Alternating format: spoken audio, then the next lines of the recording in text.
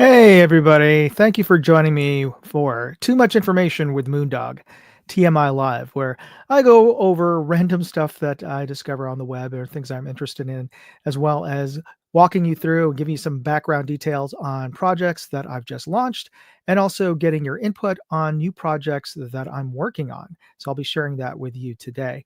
So let's get started here. And let me share with you. For those of you who are joining us early, and I do appreciate for everybody who shows up early, I'm going to put up on stage here hashtag Night Force, NIGHTFORCE. If you type that in, for those of you who joined early in this live stream, you'll get a chance to win a Night Force swag pack. This is a little promotional swag pack that they gave out at SHOT Show at the Night Force booth. And if you don't know who Night Force is, you should. They are probably one of the more premium scope brands out there. They are one of the main brands, one of the main suppliers that are scope manufacturers that a lot of special forces, U.S. Special Forces, and soldiers choose for their personal weapons. Their LPVOs are excellent. They're really a benchmark in terms of quality and features and durability. They are combat proven, and and they have a price tag that really only the Department of Defense probably can afford a lot of these, but of course there's folks out there who can afford Night Force scopes. But they gave these away. They include bumper stickers, a vinyl decal, and it could be yours. All you have to do is type in Night Force, hashtag Night Force, into the chat section, and I'll be pulling a winner early on this live stream. So thanks to everybody who joined me early. And before we really get started, I also wanted to throw a shout out to this segment sponsor, Aura. And they are an online security service that I use, cybersecurity. And one of the coolest features that they have is they have an automatic data broker removal service. And if you don't know, data brokers are these companies online that buy and sell our personal information. And, our names, our addresses, our partial social security numbers, our date of birth. A lot of this information is available in public record. They buy and sell our information to marketeers, to political parties. So if you've gotten a lot of robocalls, it's probably because your information is being shared online with political election committees. You can get your information removed. All you have to do is go to the dozens, hundreds of different data brokers out there, find out if they have your information, for one, and two, you can request to have it removed. That is a tedious process, as it sounds like. As I said, there are dozens, hundreds of them online. Well, you can also make it easier by using a service, and there's a couple of them out there, but I choose Aura because they have that as a key service, the data broker removal service, and they also offer, for the same monthly fee, all the other services that I also like spam blockers, fraud alerts, credit monitoring, $1 million in identity theft insurance, and also as a VPN. So they bundle all that stuff together into one service. So that's the reason why I chose Aura, and I'm letting you get an opportunity to try them for free. Use my link here, and I'm going to blow this up here so you can read it, aura.com/moondog, and you can get, and I'll type it into the chat as well, and you can get a 14-day free trial of Aura. And during that free trial, you can request to have your data removed. They start doing it within 24 hours. They've actually removed me from 35 different data brokers online so far, and 4 more attempts pending. But during that free trial, you can have your data removed. So yeah, try them out. Let me know how it goes for you. I might even do a little contest later just to see how many folks, how many data brokers you can get yourself removed from using an online service versus doing it yourself. But anyway, try them out. It's totally worthwhile. It's free. So yeah, you got nothing to lose. So try them out and let me know how it goes for you. All right. So for the folks out there, and I want to shout out everybody who's joined me early. I'm going to go starting with, we have Hillbilly. And I want to thank Hillbilly, of course, American Hillbilly, for letting me use his StreamYard service that you're watching me on right now. And we have Michael DeHart. We have Ryan Matthew. We've got Chris Wedgeworth. We have Boomstick, our Fuku YT. I'll let you figure out what Fuku YT stands for. But I want to thank everybody for and Abigail. Thank you for joining us, Abigail. So Abigail, I don't know if you've been listening to this, but type in hashtag Nightforce, and you'll be entered into the drawing that I'm going to do right now to win a swag pack from Nightforce. All right, so let me share this StreamYard tool, and hopefully I'm choosing the right screen here, but you tell me if I picked the wrong screen. Okay, there, good. It is there. So we have four folks who entered. I'll give you guys like 5 more seconds, and then I will press the draw button. And for anybody who wants to get the Nightforce swag pack. All right. Oh, 5. Okay. 4, 3, 2. Oh, well, somebody got it in just at the last minute. Great, good for you. All right. I'm going to draw it starting and now.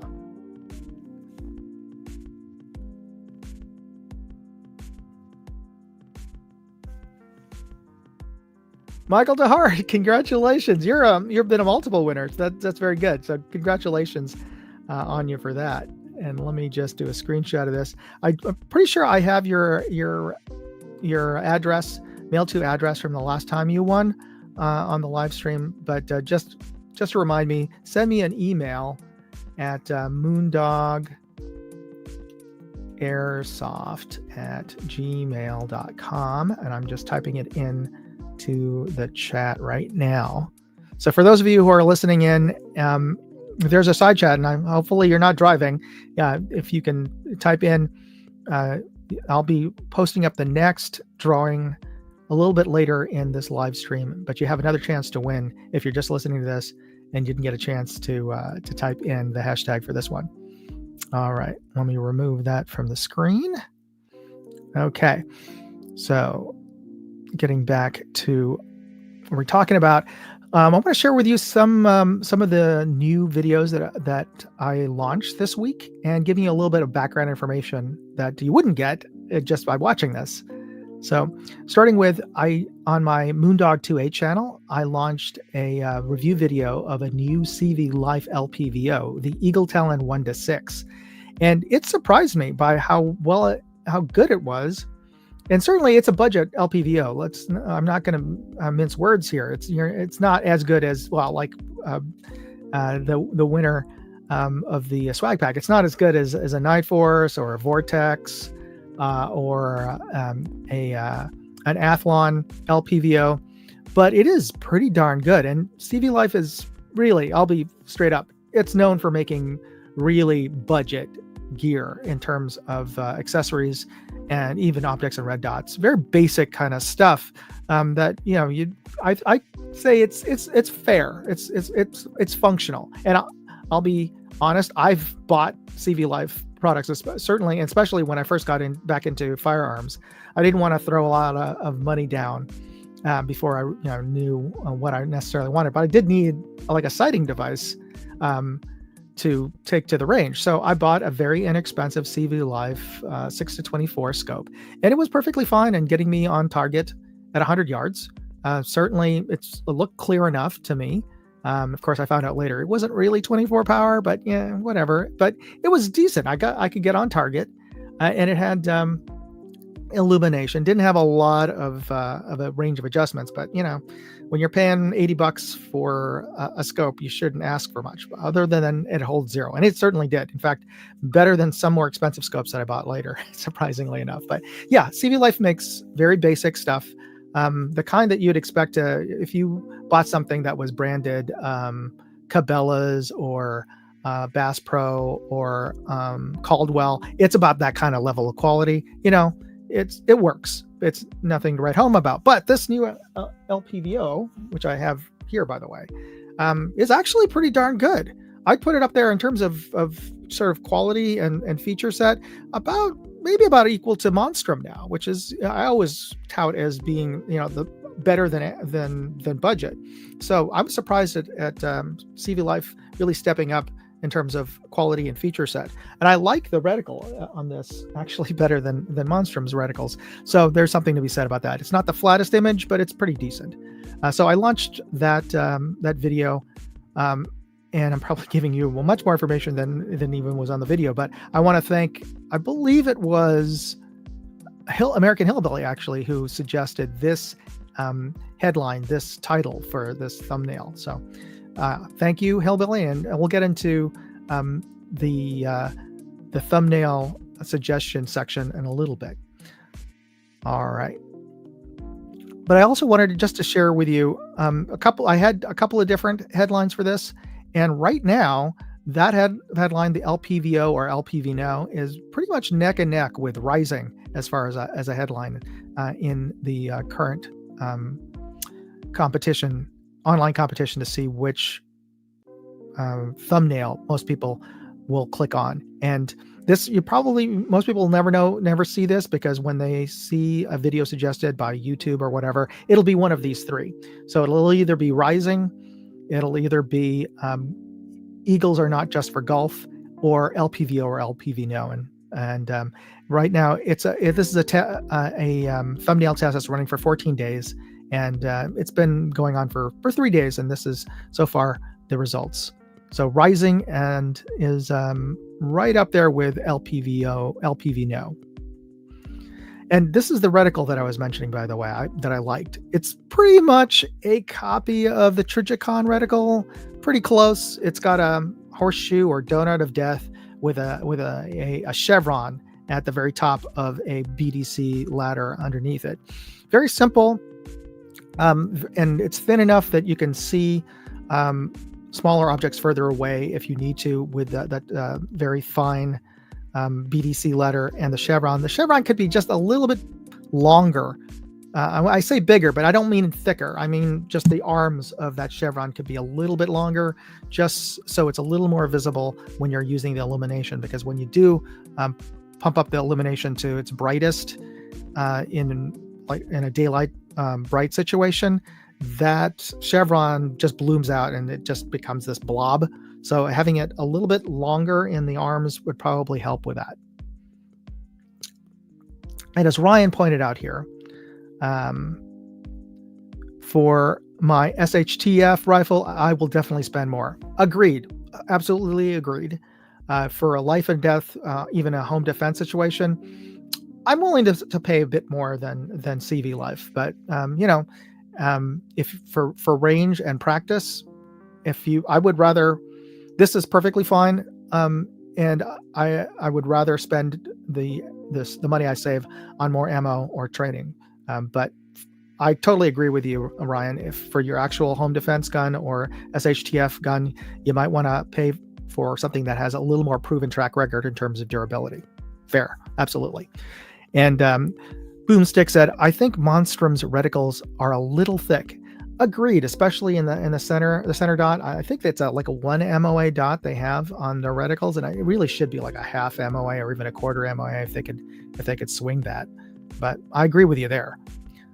So the reticle on the CV Life actually pretty good, and surprisingly, it is daylight bright. All right, so the next video that I launched that I wanted to tell you about was launched on my Moondog Reviews channel.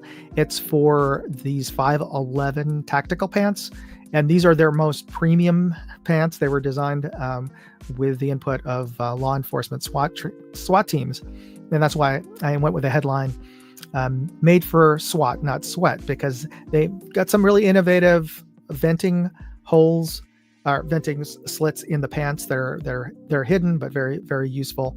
And these are pretty heavyweight pants too, by the way. They're it feels like you're wearing armored pants in terms of the amount of extra weight, but that's all in fabric as well as knee pads. So they're really nice pants. And I got to test them for a couple of weeks. Actually, technically I've been testing them for a couple of months, but I haven't been wearing them all that often. But for the last 2 weeks before I did the review video, I wore them almost practically every other day and every time I went to the range. So I got to really spend some time with them, and they are good pants, though as I cover in the video, the knee pads, the integrated knee pads didn't quite work out for me as I was hoping they would in terms of comfort and staying in place. But one of the things I wanted to share with you might not see or notice or know, I didn't get into much in the video itself other than you're seeing it. The location where I filmed it is Glen Canyon Park in San Francisco, not to be confused with Glen Canyon Lake in Arizona, I believe. But Glen Canyon Park is in the city of San Francisco and literally 2.5 blocks from my house. So I could walk down 2.5 blocks and I could get to the edge of Glen Park Canyon. And that's where I do some of my testing. And the canyon's fairly deep. I think it's like 500 feet at the highest from the rim down into the bottom of the canyon, which has a creek running through it.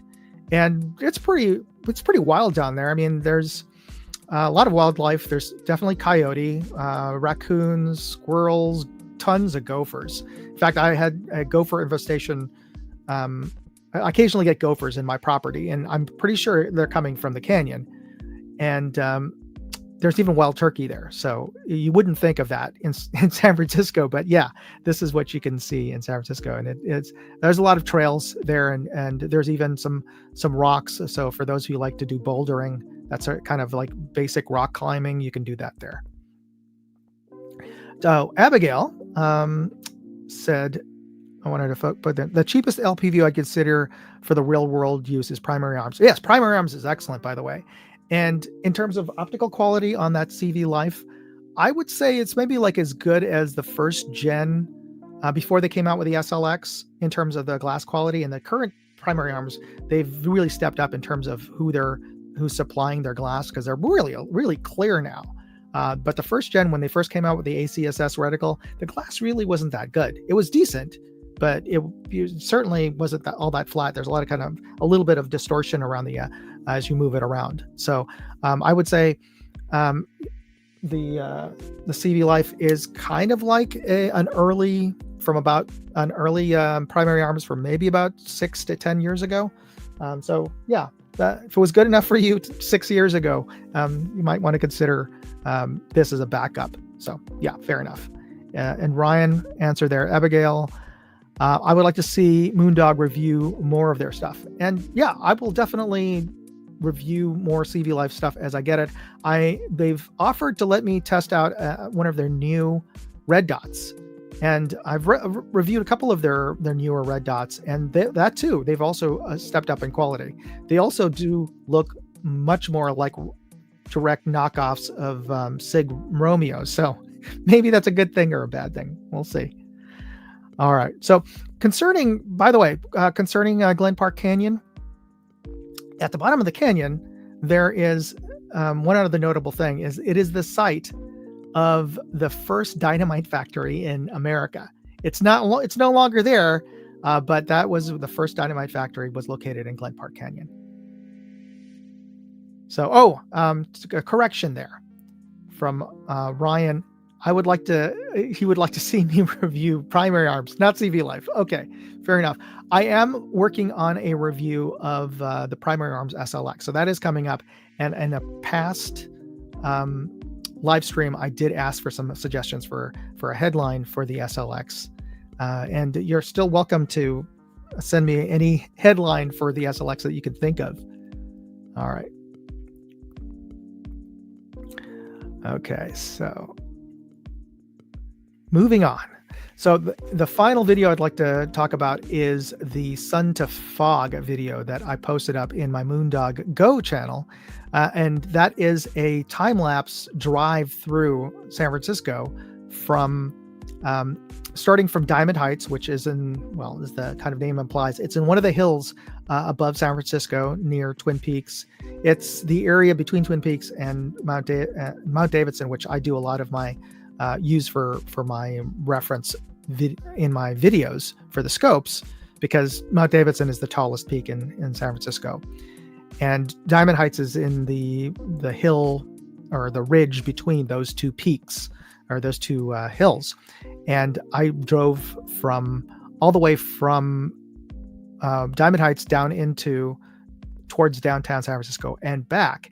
And in that 30 to 45-minute drive, the fog came in. So you could see dramatically, it's starting off in sunny conditions. I drove down into the downtown Japantown, edge of downtown area of San Francisco, and then back. And by the time I got back, it looked like this with the fog coming in. But I wanted to just show you a little bit of that video, and I can just give you a little play-by-play of what was going on there.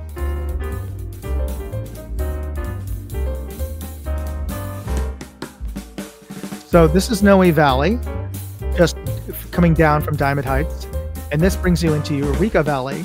And Eureka Valley is where most of the Castro, which is the historic gay community that is the sort of the heart of the gay community in San Francisco, of course, but historically. And then we drive into Du Bois Triangle, which is the triangle around Du Bois Park and Alamo Square. And Painted Ladies, this is a reference to the 90s TV show or the 80s sitcom Full House. That was located at Alamo Square. And here we are at the edge of Japantown. Again, historic location for the Japanese community in San Francisco. And then as we turn back, you can already start seeing the fog rolling in. And this is Onza Heights, and this is next to the University of San Francisco. Get a bit of traffic here. And as we turn right into the Panhandle, which is this very thin extension of Golden Gate Park, which is one of the largest urban parks in the country, we get into the Sunset District of San Francisco, which is an older community in a really good, lots of restaurants, transitioning kind of part of town. And we drive back up into Forest Hills, and you can see the fog really coming in. And that leads us into Midtown Terrace and essentially where we started here in Diamond Heights, but now we're driving in the opposite direction. So as you saw there, in the span of like 2 minutes, that was really about a 30 to 40 minute drive. We experienced from sun into fog. So that's San Francisco for you. All right.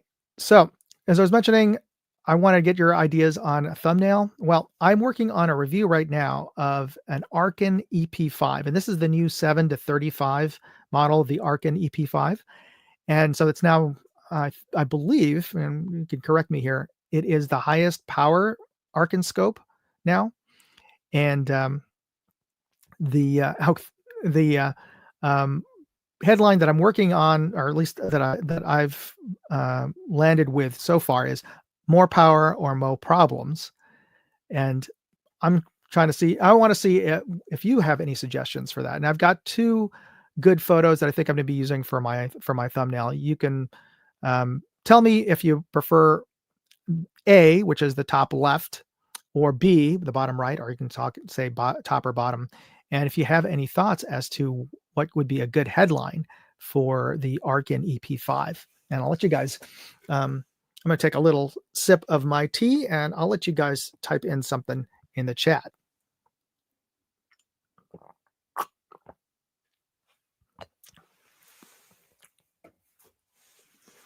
So the Arkin EP5, and I'll let you in on a little bit of what I've so far tested of it. It is an excellent scope. The EP5 is probably one of the best budget scopes, and by budget I mean under $1,000. It the glass quality is right up there with scopes that are like $700 to $1,000, even just a little over $1,000 in terms of glass clarity.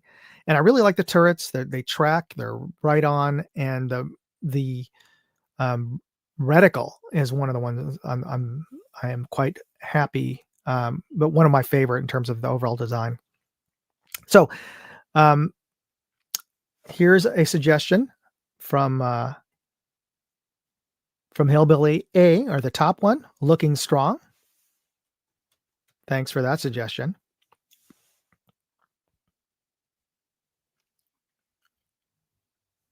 And this is not a headline suggestion here, but Boomstick said, Arkin keeps trying to take my money.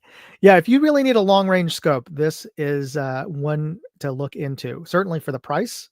Yeah, really, really good. You can get 40 power scopes from Night Force or Vortex. They have a 35 and they have a 40, I believe.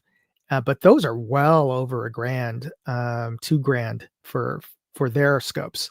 This this scope is right around $500, I believe.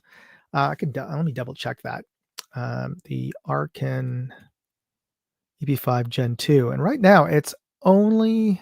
Oh no, sorry, that's a 5 to 25, 7 to 35, a 56. It's only available at Arkin as far as I am currently no. I'm wrong. Sorry. It is on Arkin's website. It's 7.99, which is still a reasonable price for a scope, in my opinion. For what you're getting, it's still you know much less than I would expect to pay for that kind of scope. And Ryan here pointed out, I wish they came out. Yeah, you know what? I'd agree with you there because a lot of bench rest shooters would be interested in this scope, bench rest or F class shooters, and for them, they really don't want a first focal plane because they want to have the consistency, a nice thin reticle all the way through the magnification range, and not have it grow and get thicker. And the other thing is, you really don't need as much of that Christmas tree. It's a bit of a clutter, especially when you're zooming in. And you're for bench rest and F class shooters, they would prefer a second focal plane scope, understandably. Oh, and Ryan pointed out that actually the Black Friday sale on their website, this is going down to 600. So wow, okay. Thank you for pointing that out to everybody. That's good. Also want to give a shout out to Ultimate Arms. Hey, thanks for joining us from Canada. Much appreciated. How are things up there? Has the snow come down already? This time of year, probably depending. I forget if you're in Alberta. Let me know in the chat there. I forget which province you're in. But thanks for joining us all the way from Canada. All right. So the question that we had here was, what is a good headline for this thumbnail? And you can choose either the top or the bottom photo for your suggestion. And Ultimate Arms responded back, Ontario cold, but no snow yet. That's good. So far we have looking strong for the top one from Hillbilly. And no other suggestions from anybody? I'll let this go for a little bit, but I can come back. Hillbilly chimed in. First focal plane is the reason my Arkin isn't on your deer rifle. Understandable too, especially for hunters too. You're at 1 power, the reticle gets really thin, and honestly, sometimes hard to see, especially if you're for Eastern hunters, with a lot of the dense undergrowth, even in the fall, when after even with some of the leaves have died back, there's a lot of clutter, and having a thin reticle, it makes it harder to see. So I totally understand where you're coming from, brother. All right, so let's move on. And if you have any other suggestions, please leave them in the chat, or after this live stream is over, you can post it up as a comment post. I'd appreciate it. So for getting back to this image here, it's going to be a headline for the Arkin EP5 7 to 35. All right, so let's go into our next segment, which is the word of the week. And the word of the week is actually not a word, it's a phrase, 11th hour. And usually I try to share something that is a new word that I did not know, or maybe a lot of folks aren't familiar with, but I'm sure this is a word actually that all of us are familiar with, at least at some point of our lives, hearing the phrase 11th hour, which means a point in time which is nearly too late, at the last minute. Now, the reason I bring this up is because, well, twofold. It relates to something that happened this week that all of us experienced. But I want to talk about the etymology of this word, the origin of this word, which is interesting because as it relates to the occasion this week, and that is Veterans Day, which we know as Veterans Day, which is actually Armistice Day, marks the end of World War One. And we celebrated Armistice Day, i.e., in America, Veterans Day. So the reason did I say Memorial Day? I'm misspoke there. I meant Veterans Day. Sorry about that. Veterans Day.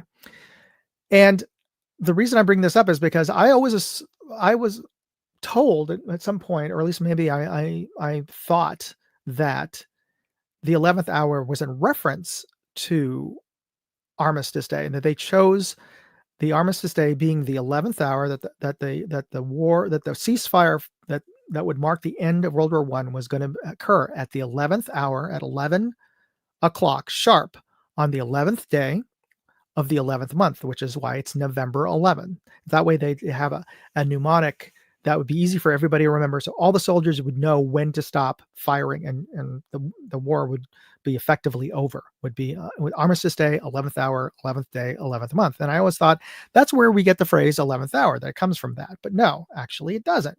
I found this out. It actually comes from a Bible verse, in the King James Bible. It's Matthew 20, I believe verses 6 through 9, where it says, "And about the 11th hour he went out and found others standing idle, and saith unto them, Why stand ye there all the day idle? And when they came that were hired about the 11th hour, they received every man a penny." And it's a part of the parable about um, uh, the lesson that if you agree to do something, you shouldn't be envious of other people who get the same reward for agreeing to do the work, even if they didn't work for as long as you did. That you should be thankful for the reward that you get if you've agreed to it, and just sort of that. That was the lesson of that parable. But anyway, that was something that I just discovered while I was looking up Veterans Day. And for many people, they didn't even, I didn't grow up knowing that Veterans Day was originally Armistice Day. That's something they didn't really cover in my education, Los Angeles public schools. But the interesting thing, they really didn't cover much of World War One as far as my own education. They're sort of like a footnote in reference to World War II, which for the most part in our popular mindset really takes up most of the mid 20th centuries, World War II.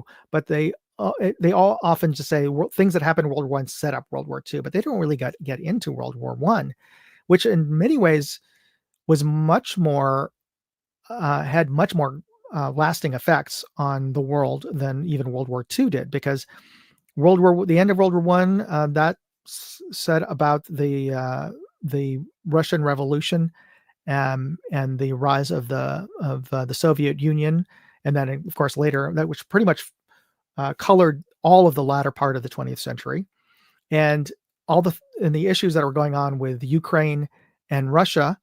The Ukraine-Russian war right now stem from that period, from the Bolshevik Revolution and World War One, and also the conflicts that are going on in Gaza and Israel. I mean, those countries didn't exist. Israel didn't exist. The whole region really didn't exist as countries until after World War One. That was all part of the Ottoman Empire, which was broken up, after World War One. And parts of it went to England under the British Mandate, the French, and got divided up and became Iran, Iraq, Syria, Jordan, Israel, and Egypt. All of that came out because of World War One. And it's kind of a shame that they don't really go into it as much in I don't know, when I was taking history in public school, in high school.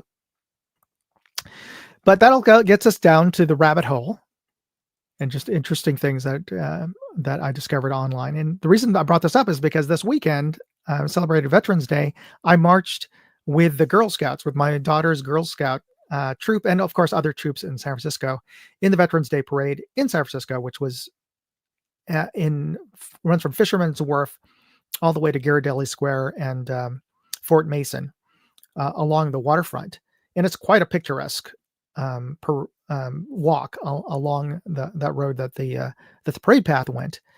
And it's something that my daughter and my wife, who's the leader of the troop, really enjoy. Every year they like to go and march in the parade, and they always ask me to join them as well, because my having been a Boy Scout and also in marching band and junior RTC, I got a very I'm very experienced in marching and formation. And that's something apparently most of the Girl Scout troop leaders don't have a lot of experience in. So I was able to just quickly train the girls on how to at least understand when to start marching and which foot to start with. So that's always helpful. But also there, across the street from us, while we were setting up for the parade, were about maybe 300 junior ROTC students, and I was actually surprised there's even a junior ROTC program in San Francisco, because San Francisco is so there's a reason why I call it the People's Republic of San Francisco. It's so left-wing flaky, but I was surprised because a lot of school programs in Southern California and the LA school districts, they've done away with a lot of junior ROTC programs just because of so much lefty leaning, don't want to have don't want to support the military. But anyway, I was surprised that there are junior ROTC programs in the San Francisco Unified School District, and to have that many schools representing junior ROTC and marching, and they have their drill teams there. But here's the sad thing. So of course it's San Francisco. The drill teams can't actually do the rifle drills with the rifles. They're not allowed to even have, even blue rifles or, obviously non-functioning rifles. They have to use flags. So yeah, that's one thing I was just kind of noting while I was watching them practice their drills. Yeah, they have to use flags. Yeah. All right. So let's move on to the topic that forms the thumbnail for this particular episode. And I wanted to talk about AI influencers. And this is actually an extension of a topic from last week, deepfakes, which I'm using here as an example. Fake Ortega, or The Same Wednesday, but this is a YouTube personality or TikTok personality called Fake Ortega, and she also appears with other deepfake celebrities. In this case, a fake Leonardo DiCaprio and a fake. Why am I blanking on her name?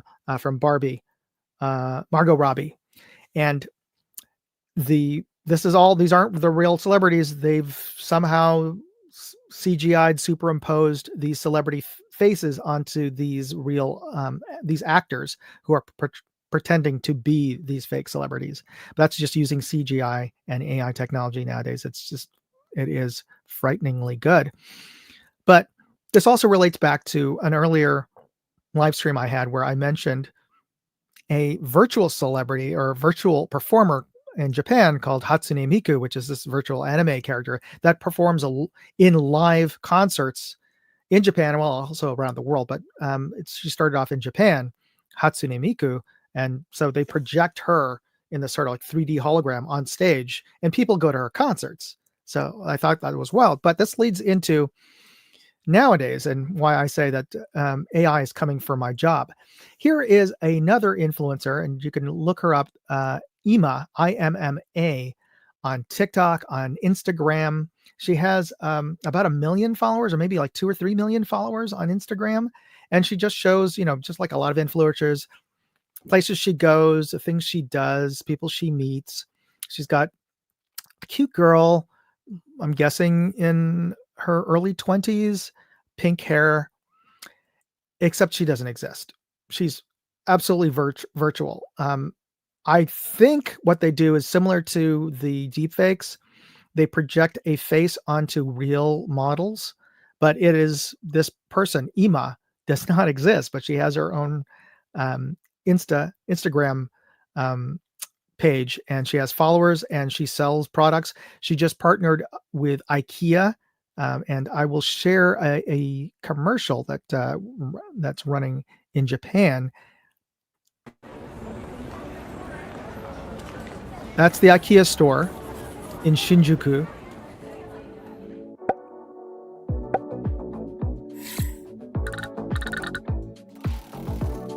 And I'm going to turn off the sound here so I don't get hit with a copyright. But you can see here that she's posted about things that she does.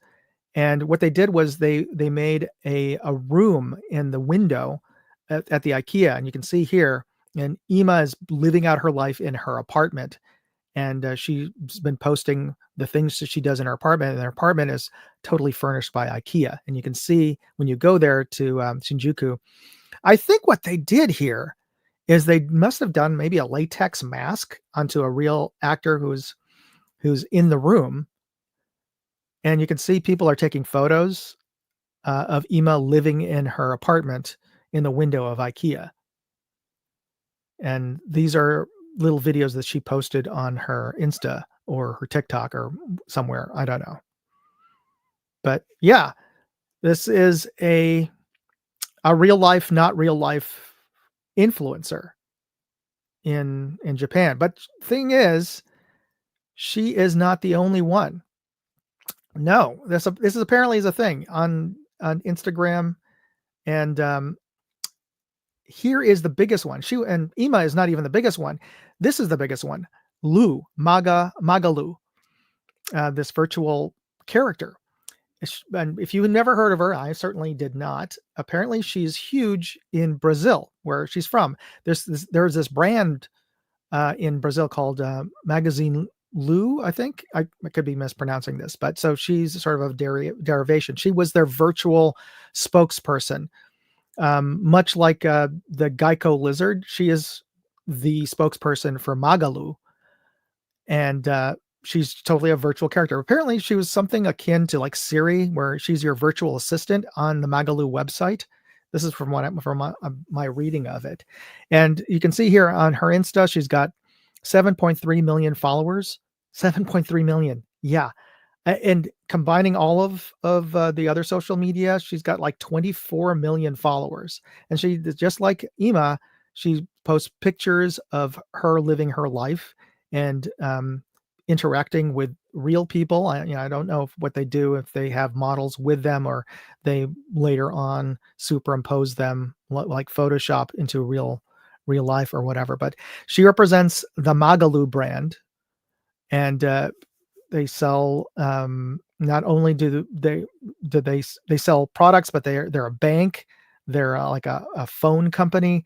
They have a lot of other sub brands. They're under the Magalu brand in Brazil. So yeah, it's a thing. It's a real thing. So that, which gets me to, I was thinking like, okay, this is a little strange that they have a virtual character being, shilling for things. But then again, I was thinking, at first I was thinking that will this ever happen here? Or why hasn't this happened here? And then I realized, no, it has. We have virtual characters who are shilling for brands here. It's just that we never started with CGI photorealistic versions of these fictional characters. They've been around forever, but they've often been cartoon characters. Like in this case, Peanuts. Peanuts, from my remembrance, have been the spokespeople for MetLife, Metropolitan Life Insurance. Snoopy. I think they dropped the brand connection somewhere in the early 2000s, but I think the partnership is back on. But yeah, so in a sense, it's not that strange. And as I mentioned, Geico, the Geico gecko. Yeah, so there's another virtual character that really doesn't exist in the real world in any way. But you see in the commercials, the Geico lizard is interacting with real people. So yeah,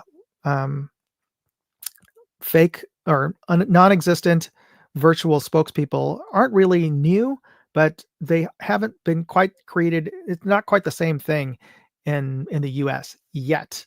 It may happen. And certainly that's one of the things that I do. I'm not necessarily shilling for any specific company or anything else there, and I don't necessarily consider myself an influencer, more a reviewer of things, but there's certainly, there's influencers online who are who create entertainment as well as being an influencer. And I can name a couple of them off the top of my head, like Mr. Beast and um, what's his name? Is it John Paul or whatever? And I'm really, as you can see, I'm not much of a follower, but I know my kids are aware of them more than I am. But so it's not, to me, it's not that much of a stretch to go from these real life influencers on Instagram and TikTok and YouTube. Yeah, why not make virtual ones? Because then you don't have to pay them residuals, because the companies are creating them from whole cloth.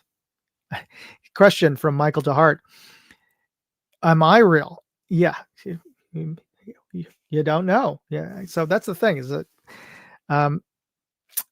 I would never have thought in my wildest dreams that that people on YouTube, that what I've chosen to do now in terms of creating content for YouTube could be replaced by AI, but maybe it can. Certainly, a lot of things that I didn't think could be replaced by AI, like writing articles about content, or making movies could be created by AI, but they can. So it's just surprising in that respect. And part of it is our own doing. All those captchas where they tell you, like, click on the fire hydrant in the photo. Which of these squares in the grid are the fire hydrant, right? Well, that is actually one of the nefarious, or at least the things they don't tell you about those captchas, is they're actually connected with visual AI programs. By selecting the fire hydrant or select the bus in the photo, all of us using the captchas are teaching the AI to identify what a fire hydrant looks like in a photo. So all this time that we've been using captchas to prove that we're humans, we're training a non-human to act like a human. So that's just a crazy thing. It's a strange new world that we're in. And yeah, I just don't know where this is going, but yeah, we'll see. All right. So we are near the top of the hour here, but I wanted to share with you the final giveaway for today. Is going to be a live contest where we are going to be giving away. Let me grab this right here. I'm giving away another Condor bag. This 40th anniversary Condor bag. This is a nice saddle bag. This is in a desert. This looks like desert tiger stripe pattern, camo pattern. And I got this from SHOT Show. I'll also throw in some extra swag in this, so the winner will get this bag along with some extra swag. Use the hashtag Condor right now. Type it in, and you will get a chance to win this before the end of today's live stream. And Hillbilly type this: AI will be banned one of these days. I believe it will be used for evil. It can be. It certainly can. And I know there's concerns that AI will take a lot of people's jobs, and I'm sure that it will. Much in the same way that word processors and spreadsheets, they took away jobs from secretaries. I'm sure a lot of people didn't need that big of a type of a secretarial pool. Once you could start editing your documents online, and all those people who you have to hand your correction work to, that at least it took one job away from probably every office, if not a couple. And I know a lot of desktop publishing that we use Canva and designers use desktop design software. That took jobs away from a lot of the hand paste up work, the typesetters who I used to work with. So a good half dozen people in the first advertising agency that I worked at, they were eventually let go, or some of them got retrained on how to use computers and became um, bullpen paste up. They were no longer called paste up, but bullpen designers, production designers. But not all of the half dozen of the guys who I remember from the typesetting department. A lot of them were forced into retirement because of technology, and I'm sure it's going to be the same way with AI. Ryan responded back to Hillbilly, there's no way they can ban it. It's future, unfortunately. Yeah. So the question is, what kind of future? And he responded, AI is the future of everything. You will be paid to sit home eventually. As long as I get paid. That's, yeah. So is it going to usher in a new age and require everybody to have universal basic income? I don't know. That really, that UBC didn't quite work out in the states that implemented it, and mine included. So we'll see how things shake up. But it's certainly on my near radar now that it wasn't before. It was one of those things that, oh yeah, in the future these things may occur, but the AI and the computer processing was so kludgy that it needed a lot of massaging to work properly, or even halfway properly. But now it's just getting so much better, so much faster than I'd ever dreamed it could.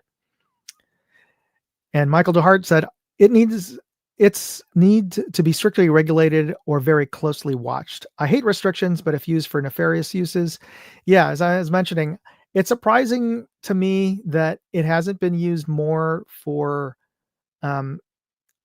for fake news than it has. Or maybe it has and they haven't caught it yet. I don't know. But yeah, it's just surprising that it hasn't yet been widely used as much as I would have expected for, creating fake drama of something going on in the real world. Or is it just that there's so much craziness in the real world that they don't need to fake it yet?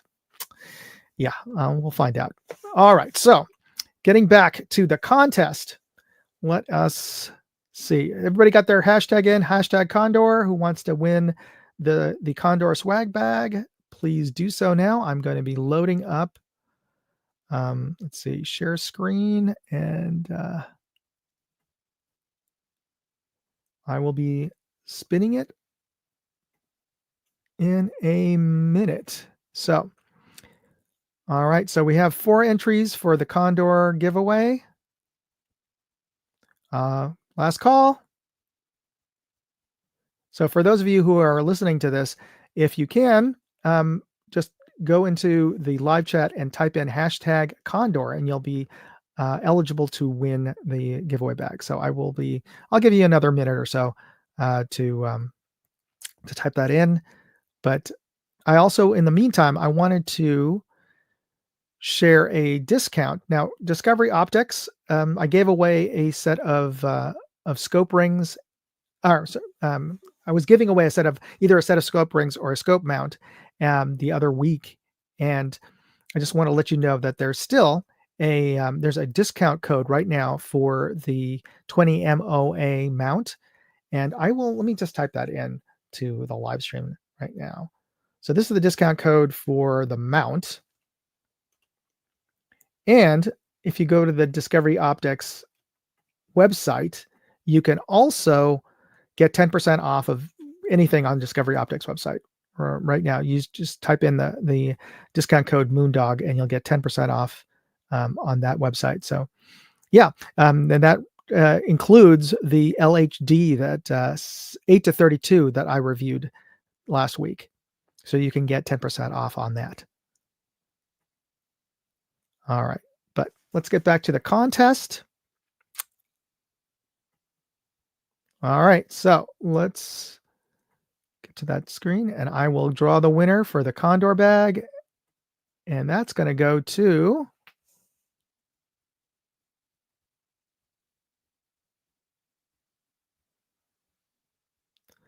Boomstick, Fuku YT, Fuku YouTube.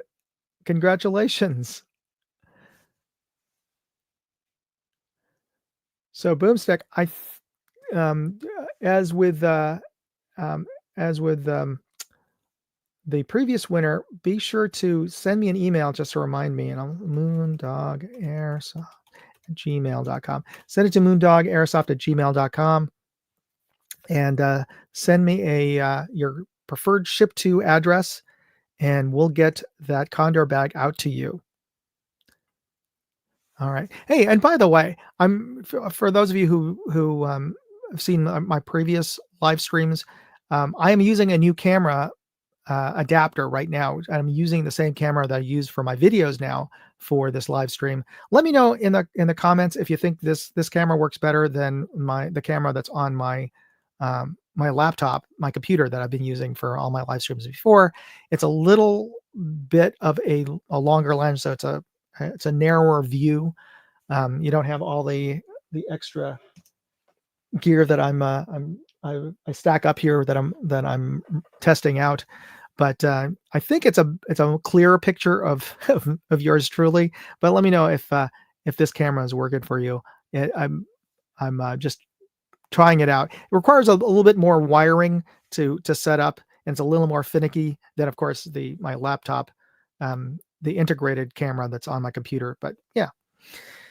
All right. So before we end tonight's live stream, I wanted to share the contest that I am putting on, that's still going on currently, for the Bayachi tactical vest that is a magnetic quick release vest. And the reason it is a quick release is you can press or squeeze this and the buckles just pop off on this. You see, it's a super fast quick release. And it snaps back in magnetically. And when it snaps in, you can't get this out. So this is a really cool, very innovative vest. It's a plate carrier, so it doesn't have any ballistic protection really but you have to add in your own ceramic or steel AR plates, but you can.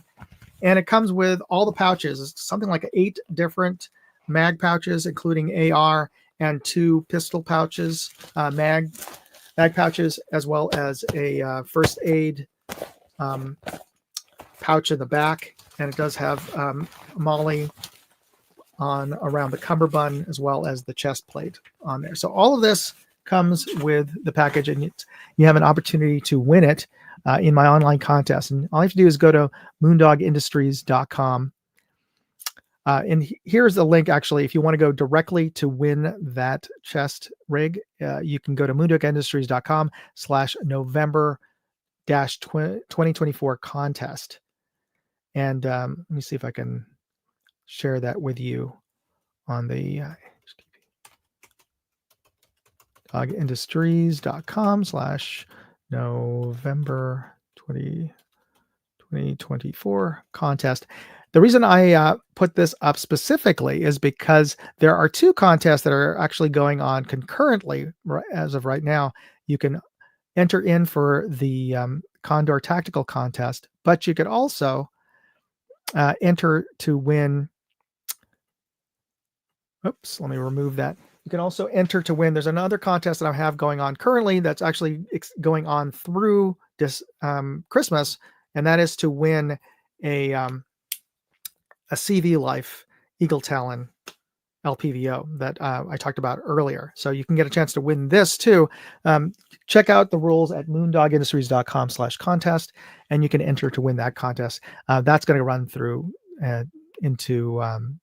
through December. But the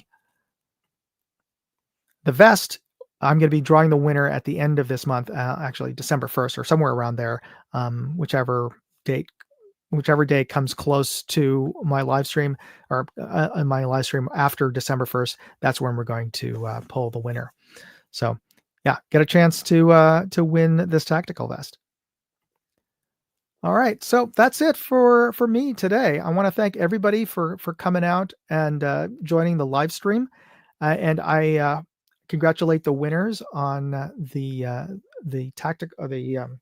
Condor saddlebag and swag, as well as the Ninth Force swag kit.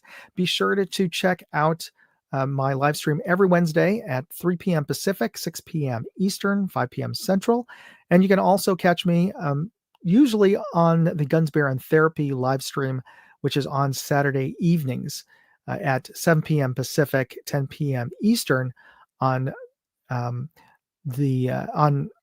the American Hillbilly Ups channel. So check out that. I don't know if I have. Well, he hasn't set it up, so I don't have a link to that. But check it out on Saturday nights at 10 p.m. Eastern.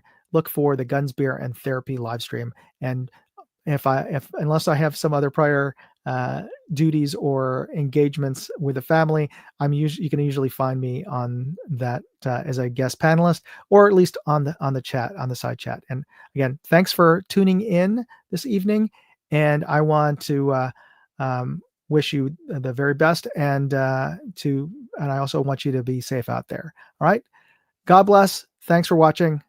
Moondog out. Hey, I'd like to know what you thought of this video. Leave me a comment or chat with me on Facebook, Twitter, TikTok, MeWe, Instagram, or Locals. And if you want to see all of my videos, go to moondogindustries.com.